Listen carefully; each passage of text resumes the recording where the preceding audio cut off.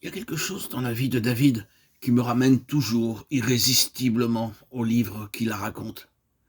C'est ce qu'elle a de profondément humain. Je m'explique. De toutes les existences que la Bible nous présente, il y en a peu, si même il y en a.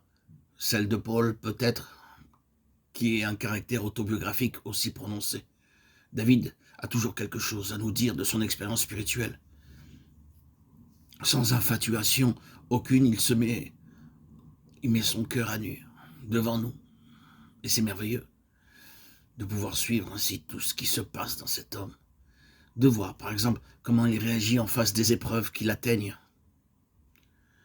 C'est pour cela, sans doute, que les psaumes ont acquis une place aussi importante dans la vie spirituelle du peuple de Dieu.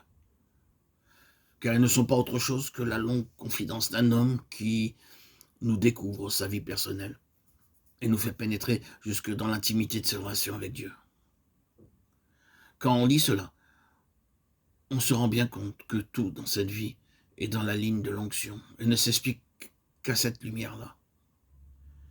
David doit-il devenir, sous l'ancienne alliance, le type le plus représentatif du Seigneur Jésus comme roi? Il n'est pas étonnant dès lors que Dieu le fasse passer par des chemins tout spéciaux dans lesquels il fera d'étranges expériences.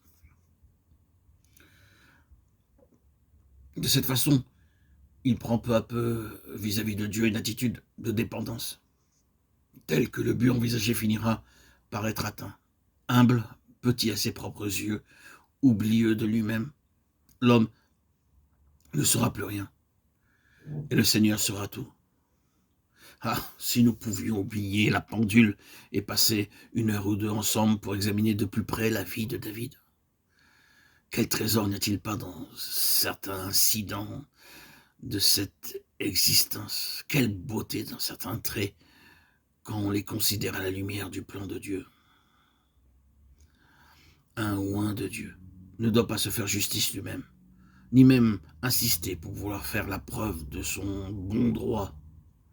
Voyez, comme le Seigneur se charge de faire lui-même justice à celui qu'il a oint, quand l'homme renonce spontanément à toute tentative de se justifier.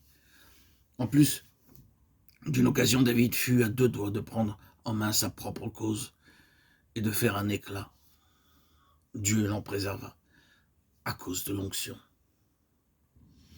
Vous vous souvenez de cette circonstance où David, un jour rejeté, poursuivi, traqué, cherchant de l'aide, en envoya demander à quelqu'un qui avait en abondance de quoi le secourir. Il essuya un refus, plus qu'un refus, une insulte, et il fut si sensible à cette provocation qu'il conçut, séance tenante, le dessein de se venger. Il part avec ses gens, mais la femme de l'autre, apprenant la chose, vient au-devant de lui, parlement, raisonne, et le dissuade de mettre à exécution son projet de vengeance. Après quelques jours seulement, qu'arrive-t-il? Cet homme meurt, victime de ses propres excès. Et David remercie Dieu de l'avoir empêché, lui, David, de faire le mal. Comme il est heureux d'avoir pu abandonner cette cause à Dieu et d'avoir été préservé de cet acte de vengeance qu'il avait été sur le point de commettre. Quelqu'un qui a reçu l'onction doit en effet se garder d'actes de ce genre. Dieu épargna à David le regret d'une action qui aurait été pour toujours une tâche sur l'onction qu'il avait reçue. Alors le Seigneur intervint lui-même et prit l'affaire entre ses mains.